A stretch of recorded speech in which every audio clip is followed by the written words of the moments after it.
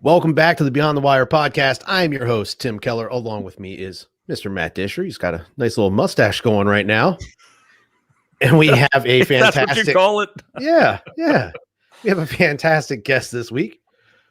Stephanie Markich is with us today. How are you today, Stephanie? I'm doing great. Thanks for having me. Absolutely. So, as we normally do, we like to get into the news. Matt, I wanted to ask, how's everything been going in Cincinnati? No complaints here. I think it's about 70 degrees today or 65 degrees today. So it's finally spring has sprung. But if you're from the Midwest or if you're especially from Cincinnati, we always joke around that here in Ohio, maybe particularly Cincinnati, you'll experience all four seasons in one day. So it starts out with some frost on the ground, gets up into the 60s or 70s during the day. And then who knows, it could snow tonight. We don't know. But this is like the false or the fake. Just kidding. Spring. Yeah. It'll snow in April. Yeah. It's that. Here's what's to come. Right. But back to winter. Back to your normally scheduled programming. It fools us. Yeah. Yes. Wanted to get in some news today. The first one, a little heartfelt story.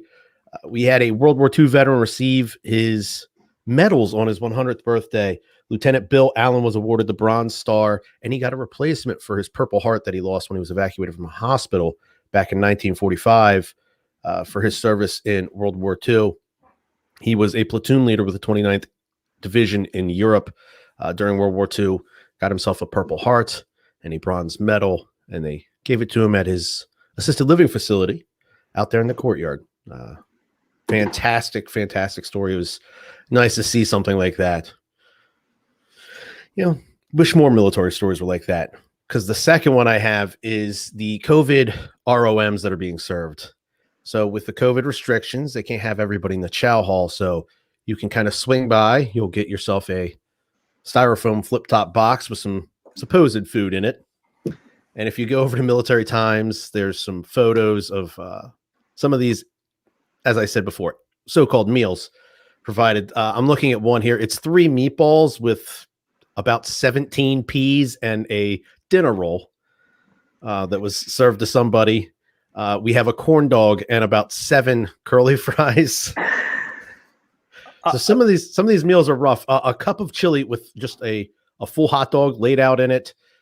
Looks like some succotash there, and a Ritz Bits cheese crackers pack inserted into here. I'm thinking an MRE might be better at this point. Looking at these, I would rather take an MRE. Now, there's a good side to this. I'm looking at one here. It looks like a piece of barbecue chicken over top of some white rice. There's some mixed vegetables, and they have a side green salad, which the salad looks very colorful and fresh. This one, I'd be happy to eat. Some of these other ones, not so much. So they're doing a good job of showing both sides. Looks like a Thanksgiving Day meal here. You got some ham, some turkey, some mashed potatoes and gravy, steamed broccoli. Some of these look okay. Some of them are rough. A pack of Pop-Tarts. Which branch are we looking at here? Which branch is serving these meals? Because that'll tell us what kind of food it is. Well, they do put over under the pictures sent to us from naval officer, sent to us from Marine Corps corporal. So it's all the branches seem to be doing this. We have a one of those just waffles you throw in the toaster. It does not look like it really spent too much time there. With a cup of syrup, a pack of Pop-Tarts, and I'm counting 4 hash browns. 4 little potato wedge hash browns. So I'll be honest, this sounds better than anything I ever ate when I served in the military. And it's been a few years, and I know that even the MREs now are like gourmet meals compared to what we were eating back then. I'm sure they still have the 5 fingers of death and like the mystery meat burritos and things like that, that they all taste, all the meat in all of those tasted exactly the same. So the hot dogs tasted exactly like the chicken, tasted exactly like the ham, the pound cake. Yeah, like they all tasted the same. Now, the chow hall meals, the mess hall meals were different. But I distinctly remember, and I'm going to insult some of the people in the kitchen who were, serving in the Marine Corps, but we used to go over to Kadena Air Base, to the Air Force Base in Okinawa, so we didn't have to eat at our own chow hall in the Marine Corps, because that's where the good food was. Taco Tuesday was not tacos. I'll tell you that. It wasn't tacos. Whatever it was, it looked like tacos, but they weren't tacos. It was gas station tacos is what they were serving us. They were okay. I mean, I'm not growing a tail or anything now, so. It was edible. I agree with Stephanie. Looking at some of these photos, I do think that MREs are probably, honestly, a better option for some of these. Now, like I said, they do have the counterpart to the story. They did good journalism here. Some of these did turn out okay. And, hopefully this all gets over soon and they can start serving regular meals in the chow hall again. I bet the good ones came from the Air Force, though. They tended to have much better food. Yeah, absolutely. Right. Yeah. Well, again, the best. I'd head over to Cadena and I'd be like, yes, I'd like my bacon cheeseburger medium well. Yeah. And then, sir, what sides would you like with that? Or like, I'll have a tossed salad and then I'll have a cosmopolitan, please. Yeah. And the bartender would be over there shaking drinks up. Adjusting his bow tie. Right. I mean, it really was night and day. It was night and day. The Air Force definitely had the best food of the military services on Okinawa. That's for sure. Right. And then this isn't necessarily a military story, but this is something that came to my attention the other day. And it's Women's History Month. The other day was International Women's Day. And there's that old adage that no publicity is bad publicity. And I kind of wanted to just, see what you guys thought. Did either of you see the Burger King tweet the other day? No, I didn't. Okay. So Burger King did some research. And I'll give you guys the backstory first, because when I first saw it, I didn't know the backstory. But Burger King's research shows that 20% of all professional chefs across the globe are female. And they thought, why is that? Why can't we get that at least a 50-50? So they decided they're going to start giving, they're going to start funding more females to get into culinary schools, which is a fantastic thing. It's a great thing. Burger King decided to share this with the world with a very, very edgy tweet, I'll say. And then they put that out there for the entire world to see. They let it sit there for a minute or two before they then replied to that tweet with the actual backstory. So the tweet they sent out is, and this is it, women belong in the kitchen. Oh. Someone told me this. I didn't want to believe it. I went and found it on Twitter. It actually is there. I did screenshot it so I could then send it to my wife and get her reaction and then go, okay, same reaction I had. Here's the backstory. So, and they're definitely getting coverage. CNN, USA Today, New York Times, The Hill, all the major, publications are definitely giving Burger King their publicity. I just don't know who in a company would say, hey, yeah, that's a great idea. Go ahead and go with it. That's wow. They have like their 24-year-old social media managers like, watch this. I've seen Burger King's social media side, like Wendy's introduces some new burger or something, and Burger King will reply to them on social media and kind of slam them. They have a little bit of fun, and most of the time, that kind of stuff's fun to see. Big companies going at each other. I mean, they definitely got attention with that. If that's what they were going for, they got attention. And I'm sure most people were like, there has to be something to this. Well, I saw plenty of, I saw it when it was about an hour old and there were thousands and thousands and thousands of replies to it already. Some people just simply, it said women belong in the kitchen. Burger King belongs in the trash. Yeah. Right. Pretty simple to the point reply. I get it. It was one of those where I think they probably should have been a little more forward with the actual intention and the backstory to this, because again, giving scholarships to try to level out a playing field in something like, culinary arts is a fantastic thing. And to see more female chefs would be a great thing.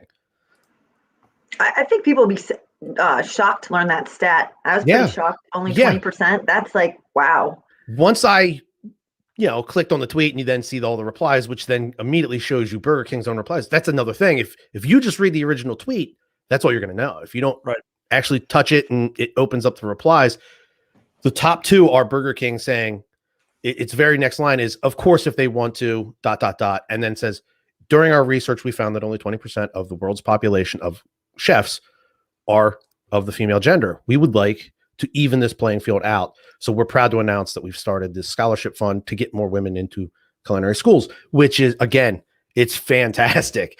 I just think there could have been a much better way to possibly put this out there in the world. I'm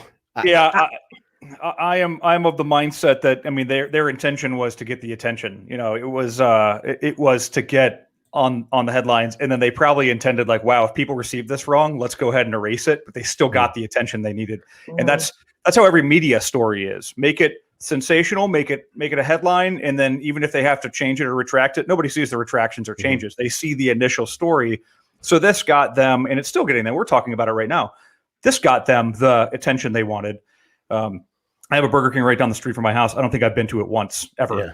So, and I'm not really a fast food person, but particularly Burger King doesn't come up as a place that I'd like to go eat. So,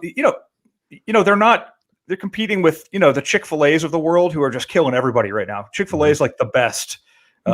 Imagine if any process, COVID vaccines, military transition, anything was run by Chick-fil-A, we'd all be like, it would be like the best population of people in the world. Yeah. But Burger King, I don't know where they sit on the hierarchy of volume for fast food, but if they wanted some attention, they got it. That's the best thing I can add to it. Well, from your comments right there, Matt, I was going to ask, since Burger King's not one of your, you're not a fast food guy. If you had to go to fast food, it sounds like Chick-fil-A's your spot. Dude, Chick-fil-A, oh man. I mean, the line can be out into the street, and you'll still be in and out of there faster than you will be through a McDonald's line with like 4 cars in it. True. And so again, I rarely eat fast food, but if you've noticed this in recent years, I'm one of those, if the line is too long in a drive-through, I'll just park my car and go inside. Yeah. And these places will ignore you when you go inside, not Chick-fil-A. But the other fast food places, since all their volume is done in the drive-thru, they will largely, you'll stand there and order a cheeseburger, and you'll stand there for like 20 minutes if they even acknowledge you. Whereas in the drive-thru, you're like, listen, I parked my car and got out and came in because I didn't want to wait in the drive-thru line, and you guys aren't even helping me inside the store. Chick-fil-A's got it down. I mean, they hire the right people. They got the right motivation. They almost never get the order wrong. And there's a joke that says, if Chick-fil-A does get your order wrong, it was meant to be that way. You didn't need that extra sauce because they're always right. So, if they ever do get it wrong, they make it right. And, it's just a good business model all around. McDonald's used to be the example of efficiency. I think Chick-fil-A has surpassed much of that. Yeah. Chick-fil-A is definitely leaning on the lean system. That's for sure. Mm-hmm. So. Yeah. Stephanie, if you had to go to a fast food joint, where are you going? So my family's favorite is Taco Bell. So as we're driving, and again, I'm like Matt, we're not, hey, we're hanging out at home, let's get fast food. It's, hey, we're on a road trip, we need something quick and cheap. Taco Bell, kids, order something off the dollar menu. So that's always been my favorite. Knock on wood, I've never gotten sick from it. People are like disgusted that I would eat a Taco Bell. I'm like, it is my favorite. I do like Chick-fil-A. My other favorite, my family's favorite, is Cane's.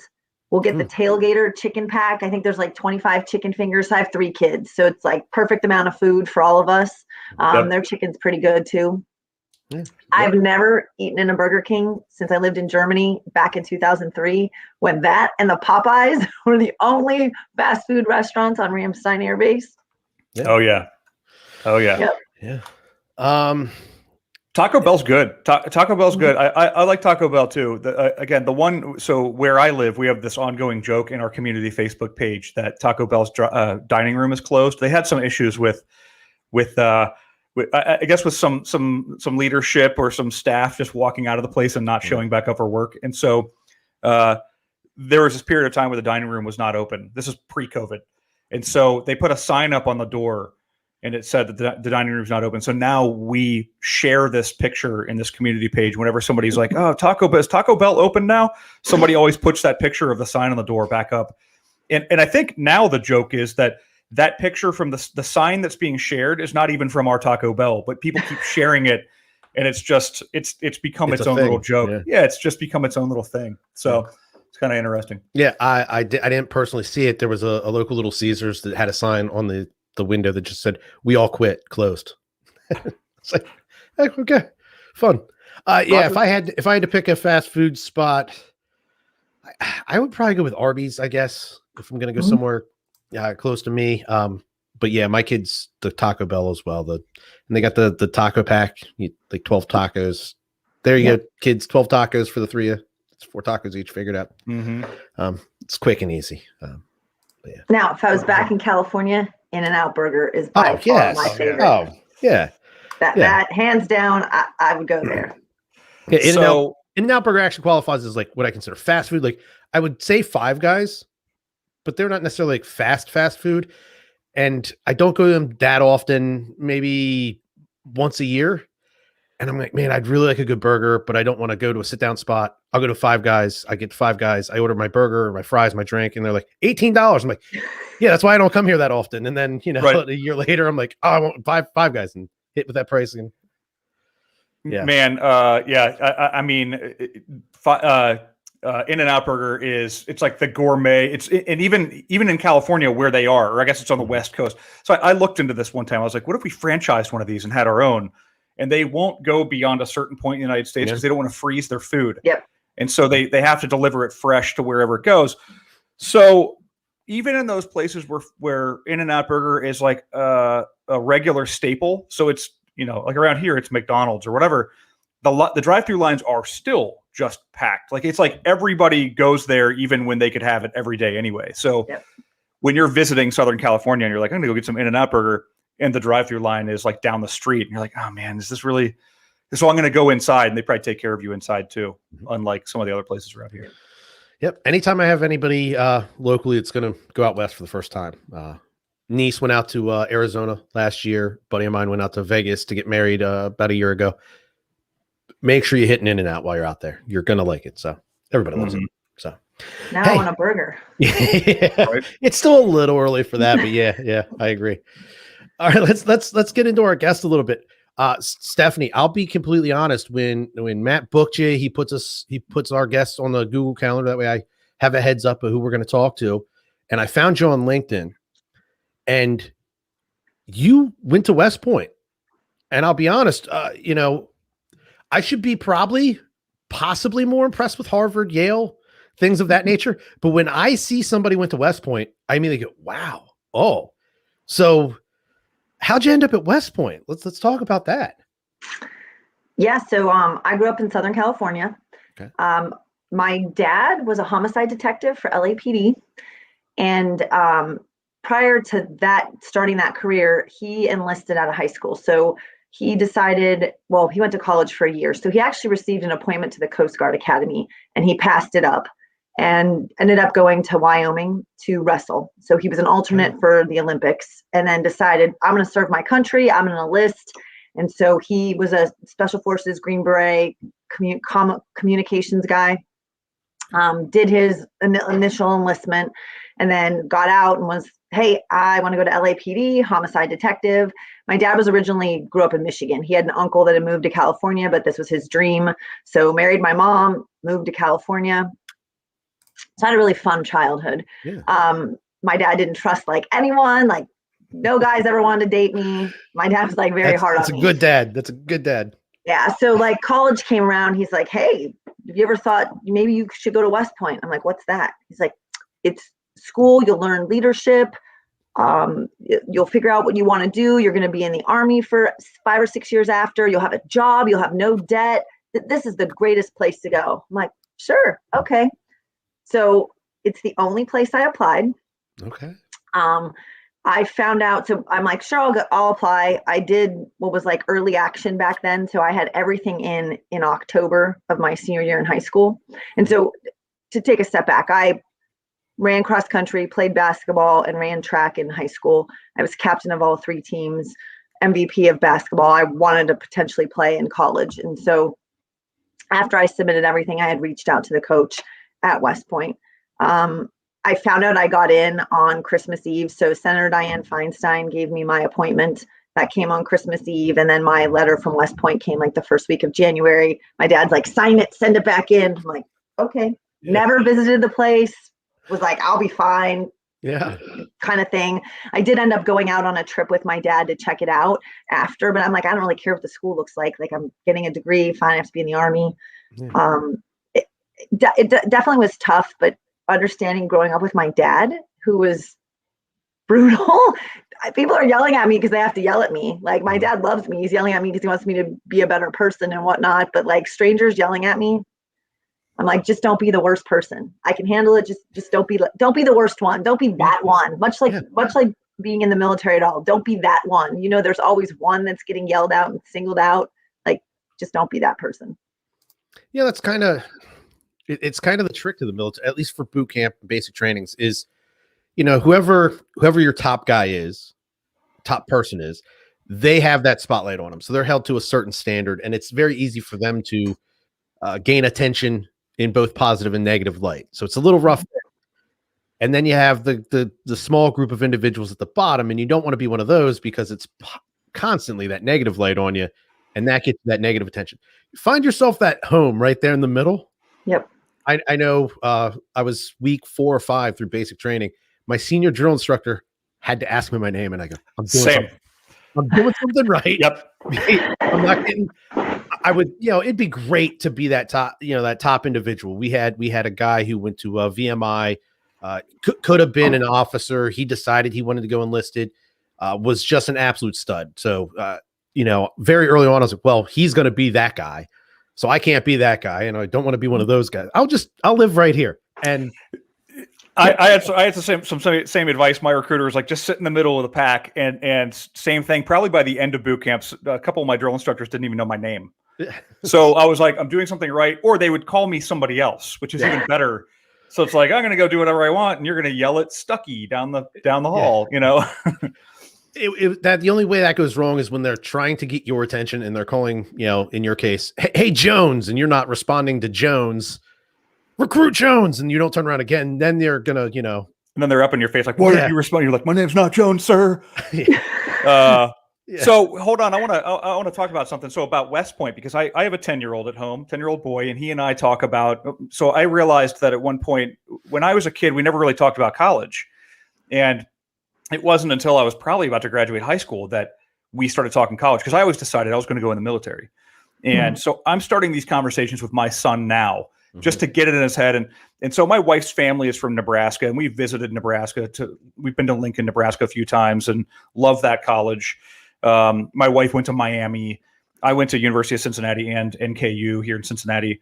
And so we're trying to get all of those conversations going. But then the couple of things that I have introduced my son to are West Point and the Naval Academy, for obvious reasons for our military affiliation. But then I sit on an Ohio Senator's board for academy selection. So I actually interview high school students who are trying to get into academies, and we make assessments on them once a year. And so I'm like, you know, some of these kids that come into these interview processes are they're like amazing. They're like, I was not that kid when I was in high school, and I want my son to be that kid. And some of them are amazing athletes. Many are not. They're just in tune, intelligent people. So Stephanie, West Point is not like your average, and I don't know if you have anything to compare to, but not your average college experience, is it? Can you tell us a little bit about that? Like, what makes West Point different from going to University of Cincinnati and living on the campus? Yeah, no, happy to talk about that. I'm sure things have changed a little bit since my 20 years ago that were there. But one of the things, so in high school, I was a straight A student. I had honors AP classes. So obviously, like, going to go to school, knowing I'm going to have to study. So the other part, I had absolutely no clue what I wanted to be. So I felt like everyone was like, I want to be a teacher. I want to go this. And I'm like, I have no clue. West Point's going to give me all the classes I need to take. I have to pick a major. I'm going to graduate. There's no thing like, it's not, you don't not graduate. They give you the 40 some credit hours, lay out the classes. It's the easiest thing. It's done for you. You do pick a major, and with that comes associated classes, and you do pick an engineering. So I would say one of the best benefits is all your classes are small. There's less than 18 kids in a class. Oh, wow. You have direct access to the instructor. Now the academics are hard. I mean, you have to balance, you're going to school along with all the military stuff. So your room has to be clean. Your shoes have to be shined. You have to do drill and ceremonies and play a sport. So if you don't play one of the Division I sports or club sports or like the Division I sports, you do have to play an intramural. So they want you to be obviously well-rounded. So you have to get all these things done, and you have a required bedtime. So it's not like you can stay up all night. And then you have, as a plebe, you have duties that you have to do. So you have to deliver the laundry, deliver the mail. I mean, some of these things have changed over the years. So I know that they're trying to, bring some changes about to, because some of these things are not like common now in the regular Army and world kind of thing. And then with technology, so like we didn't have phones. We were the first class to have the internet. So think about that. Yeah. Computers and the internet, like, oh my gosh. It was dial up, right? Dial up. Yes. It was like but it was like, oh my gosh. And then we got email. We used to have like Unix, I think it was that what it was called, like the black screen, the white, like choppy typing. And then we got Microsoft Exchange, and oh my gosh. And then chat on your computer. So sad, very sad. And then by my senior year, they finally had given everyone, we all had phones in our rooms. I mean, obviously we had to pay the bill on them so we could actually call people. But now with technology, I'm sure things are very different there. We kind of had no contact with the outside world. So you're there, figuring out how to follow, how to be at West Point, how to learn all these things, make new friends, that kind of thing. I remember like Friday nights sitting in my room, shining my shoes for inspection the next day. I'm like, I wonder what my friends are doing. They're probably not shining their shoes. Right. On a Friday night, somebody that was from Southern California, maybe went to UCLA or USC, or, they're probably out at some nighttime establishment having a good time. Right. Yep. Right. Eating ice cream, shining shoes. Yeah, that was my Friday night. We'd all joke about it. We're like, I wonder what our friends are doing. Yeah. I mean, I think that thought goes through everybody's head. I mean, this was your college experience, but even, beyond your college experience, probably when you were in the Army, when you were serving in the Army thereafter, I know when I was in training or on deployments, I'd be thinking the same thing. Because when I was in the Marine Corps, all my friends were in college. And so that was my experience. But, I wonder what my friends are doing right now while there's tracers going over my head. Are my friends at the bar? Yeah, that definitely makes you think. How was that transition from Southern California to upstate New York?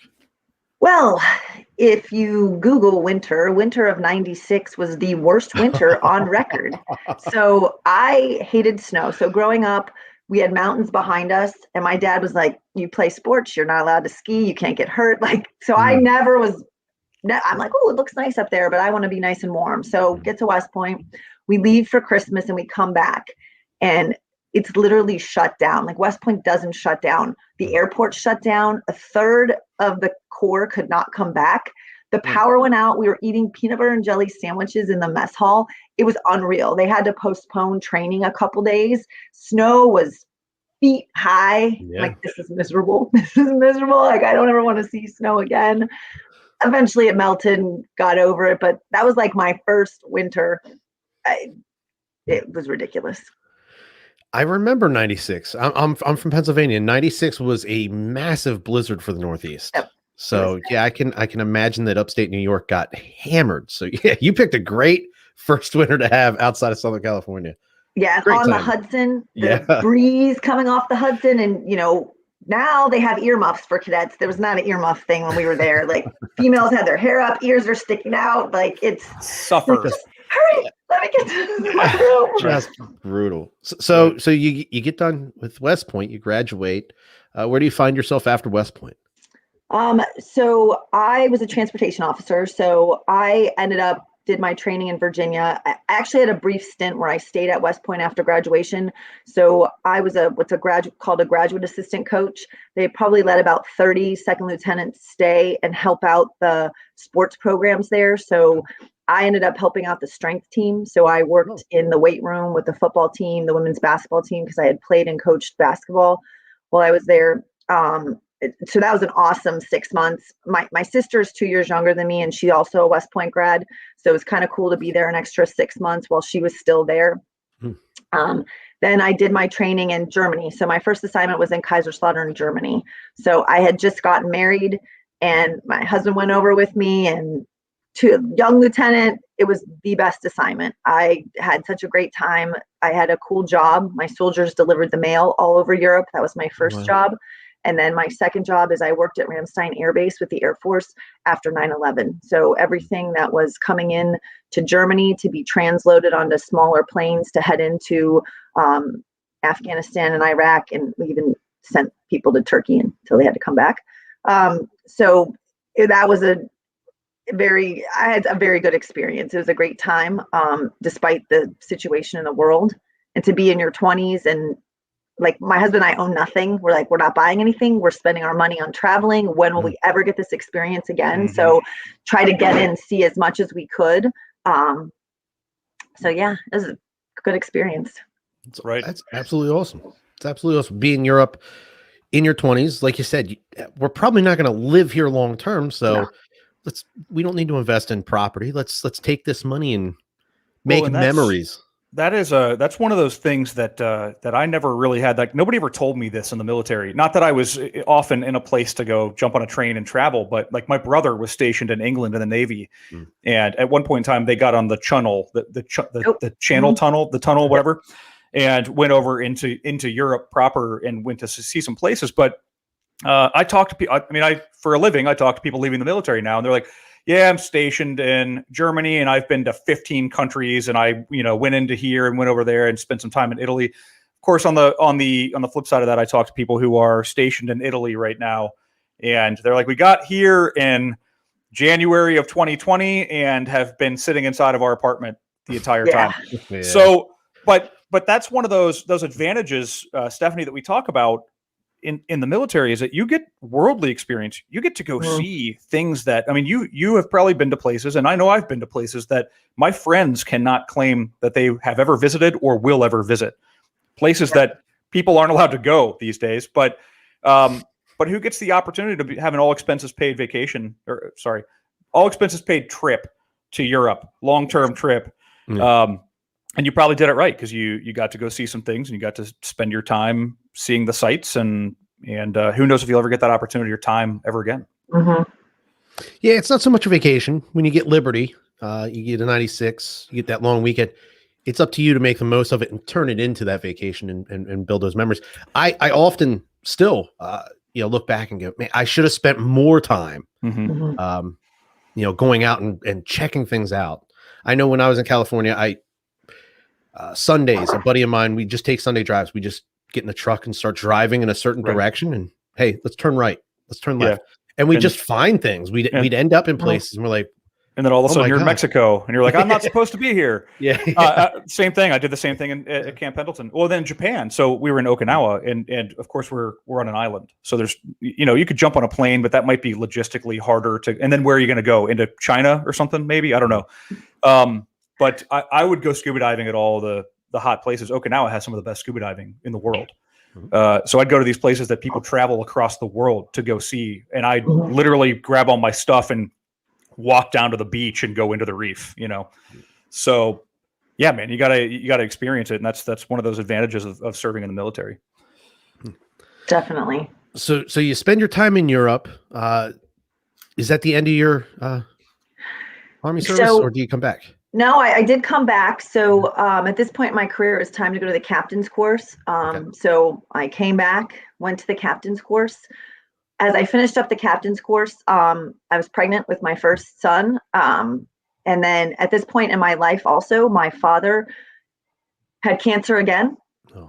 And my sister was deployed to Iraq. So she was in part of OIF, the first round. She was a Black Hawk pilot, Fort Campbell.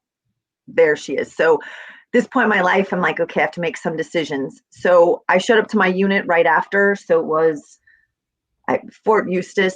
I get there. I'm a few weeks, maybe like 3 months pregnant. My unit's deploying. They're like, kind of wrote me off. Like, you're the assistant S3 in charge of PowerPoint slides for command and staff. I'm like, wow, this is a great job here. So the unit, like, somehow it's all going on and I'm there, like, okay. At this point, my dad ended up needing a bone marrow transplant. So he ended up getting cancer from Agent Orange. So he got it when I was a senior in high school, went into remission, came back. And I mean, he ends up passing away after I had my son. He actually sadly died my last day in the Army. I got the call at midnight. and I was going in to sign out in the morning because they made me come in. Couldn't find the sign out person. I remember yelling, "My dad died last night. I need to leave." Yeah. And then they charged me pay for that day. It's like, okay, it's a couple $100s, but I'm like, listen, I showed up. You need to fix this. But so I ended up deciding to get out. What made me get out, truthfully, is having my first child, and they extended deployments to 15 months. And you were going like 15 months, home a year, 15 again. I knew I wanted to have more children, and being away for 6 months is hard, but doable. 15 months, having small children, I was a personal decision. I'm like, I can't. My sister was already deployed. My dad was, at this point, I know he was going to die, but I just took a look at life and said, I can't do this right now. Yeah. And so I made the decision to get out. I think that's one of those sacrifices that we often overlook when we talk about the dedication of U.S. service members is that a lot of these people are, I can't imagine being away from my son for a week. Like that would be really hard on my family. And some of these men and women are missing weeks and months and years of time with their family. You go away. Imagine going away with a young child at home, like a newborn, or maybe not a newborn, but 6-month-old or something like that. And then coming back and they're a year old. What time has passed? You know, it's one of those sacrifices, but I get it. I didn't have kids. I wasn't married when I was in the Marine Corps, but one of the things that I told myself was that I wanted to have a family, and I didn't want to necessarily work in that type of environment or that schedule trying to raise a family. It's just not, And my husband was very supportive. So my husband was actually enlisted. So he was in the Army. He was a parachute rigger for 5th Special Forces Group. He decided he was going to, he enlisted. He went to college for a year and decided to enlist. And then he was using his GI Bill. So got his bachelor's, got his master's. So he was like, I'll stay home with the kids. He was very supportive of my decision either way. I always told myself I wanted to stay to at least be a company commander. But at that point, seeing that cute little baby and your life changes. I'm like, right. There's a reason that the vast majority of military personnel are of a certain age. I mean, they're not, they don't have those roots of family yet, of their own family necessarily. You know, everybody has that mom, that dad, but these young individuals they're young. They're trying to find their own way at this point, and until they start to build their own family, they don't feel rooted anywhere, and they can bounce around. I know. Let's say social media was around back when we were in, Matt. I could have watched, those parents coming home and being reunited with their children, and probably not been too overly affected by it. Nowadays, no longer in the service, been out for quite some time. Yeah. But having children and a family of my own, I've never personally been in that situation, but I watch those videos now of someone that's been out on deployment for a year, 15 months, come back and they surprise their child at a baseball game, or hey, we're going to have a special guest speaker for class today. And they walk in the class, and I just always get something in my eye. I'm like chopping onions. I'm just, I went to Dallas for 2 days last month. And we ended up finished. We were doing some filming for this thing that we're doing at work. And we were in this unique building. Anyway, we finished up, we wrapped earlier than we thought. So I always book my flight for like the latest I can in the day. And it turns out that we wrapped at like noon. And I was like, all right, I'm going to grab this earlier flight on standby. Nobody's flying right now. So you just jump on an airplane and you got the whole thing to yourself. And I was gone for a day and a half, and I surprised my son, and it was like one of those reunions, not nearly the same thing, but I'm like, I was gone for a day and a half. Yeah. Can't imagine a year. Yeah. That's, it's rough. And so, Stephanie, you made the right decision. I mean, you chose your family, and you can never go wrong choosing your family. Sorry to hear about your dad passing, obviously. I'll say this. The little bit I know about you, and the very little bit I know about you, he did an amazing job. If he got his 2 daughters into West Point, got them through, it sounds like he's top notch. And as a girl dad myself, I strive to be a dad similar to that. So he's a role model for us girl dads. That's awesome. It's awesome. So you make that decision. You're going to get out of the military. What's the next step? Where was your head at? Where were your thoughts at? So being that I was a transportation officer in the Army, I was like, I want to do something with logistics or supply chain. I'll, start looking for a job. I forgot who, someone had thrown out, hey, how about Procter & Gamble? So I had gone through multiple interviews with multiple different companies. My husband's originally from Pittsburgh, and my extended family lives north of Detroit. And one of my really good friends from West Point, he and his family are from Cincinnati. I'm like, well, Cincinnati, math-wise, like we're directly the same distance to Pittsburgh as we are Detroit. So I'm like, we can be a quick drive from our family, like 4.5 hours. I'll look and see. So I went to a conference. P&G was there. I interviewed, got a job, and I've been here. It'll be 16 years in June.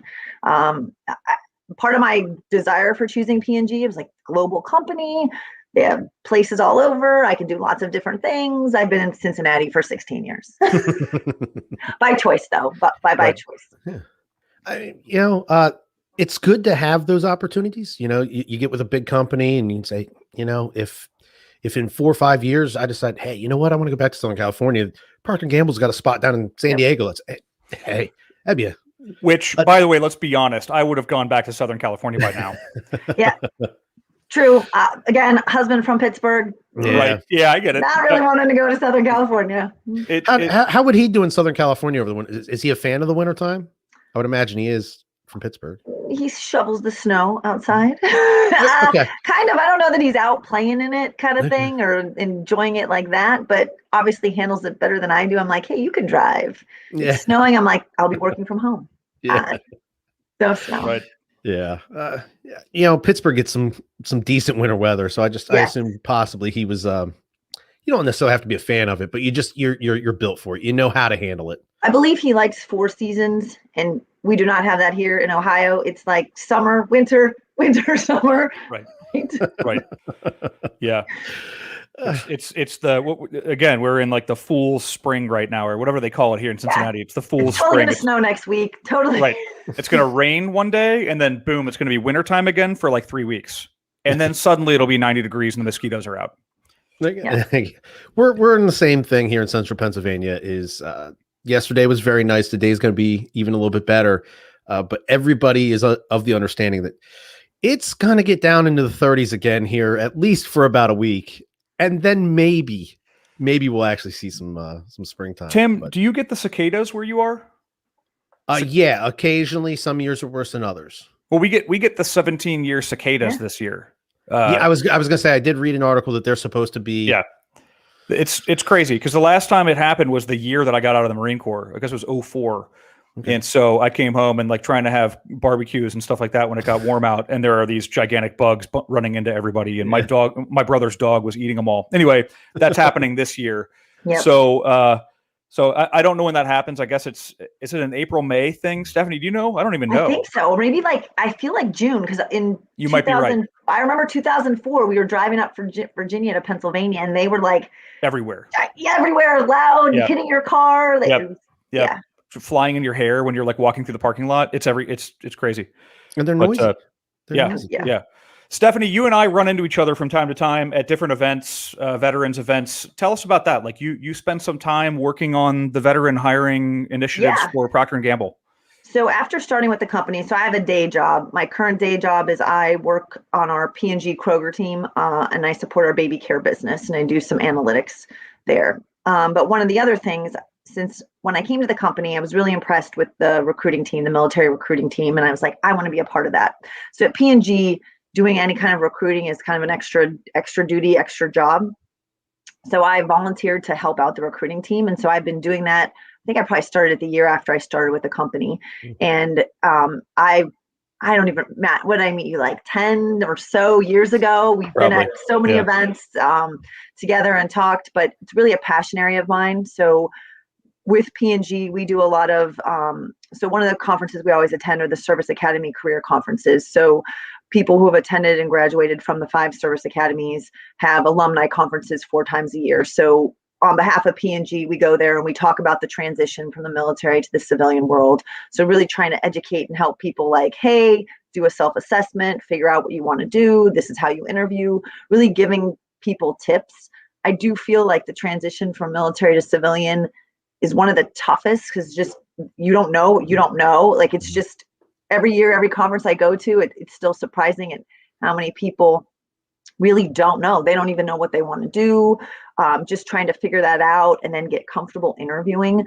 I think that's one of the hardest folks. I'm sure you'll agree, Matt, is a lot of times people are so used to talking about their team and all the great things they did and not anything that they personally individually did. So just trying to get everyone, ready for that transition. So I feel like even if I don't end up hiring them at P&G, I want to make sure that, they make the best decision for themselves and get that coaching. I can't even tell you the number of people I've helped throughout the years. And even after, if it doesn't even work out for P&G, down the road, people still send me folks, hey, I met this person. I think they'd be great for P&G.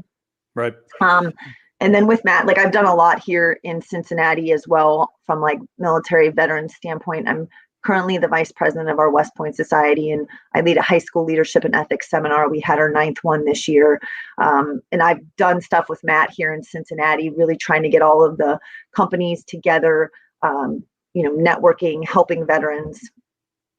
We had an alliance at one point where it was all the big Cincinnati companies. So it was like Cintas and GE and P&G and Kroger and Macy's, all the companies that are headquartered here. And that became this quarterly lunch meeting where we would talk about how we start attracting this military talent to come to Cincinnati. Because what we decided was exactly what Stephanie just said. If we can't hire somebody at Procter & Gamble, perhaps we can pass a resume over to GE or Cintas or Macy's or et cetera. So that's something actually I aim to stand up again in the future in a post-COVID world.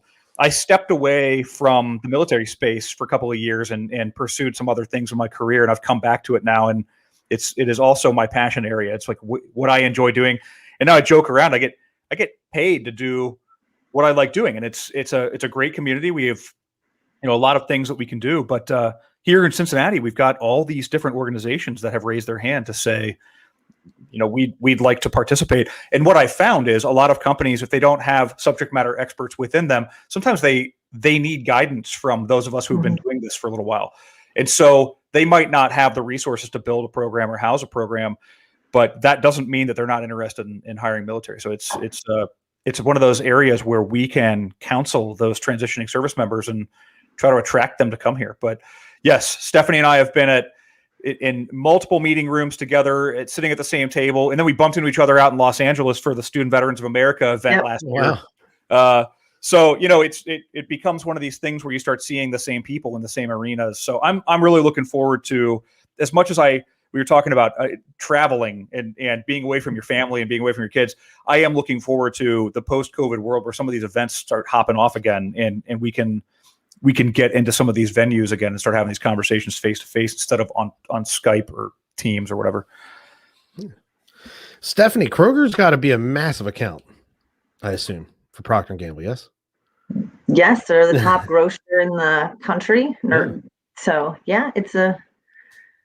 I was going to say, I mean, Walmart's not considered a grocery. I mean, they have plenty of grocery stores with groceries in them, but Kroger's just strictly a grocery store. They are one of the big ones. And they are, I think, they're the only national grocer, but they fall under different names in other regions. So I think sometimes it doesn't dawn on people. Like Southern California, it's Ralph's and Food for Less, Fred Meyer up in the north. And then a lot of the Kroger banners. I think they're in like 36 states. I could be wrong. There's a few states where they don't operate, but they're the largest national grocer. I was going to say they have, they own a convenience store here in Pennsylvania, a convenience store chain. And so my children see their sign and their logo, and then we'll go down to South Carolina and we'll see a Kroger and they're like, hey, that's the same. They can't use that. I'm like, well, they can because they actually own that thing back home. So they own all of it. It has the same symbol, just a different name. So it's, they can put whatever they want on it actually. So, but yeah, I'll tell you what, Stephanie, you have an absolutely amazing story. I got to ask, is the Army Navy game the biggest week on campus up there in West Point? Okay. It determined like everything.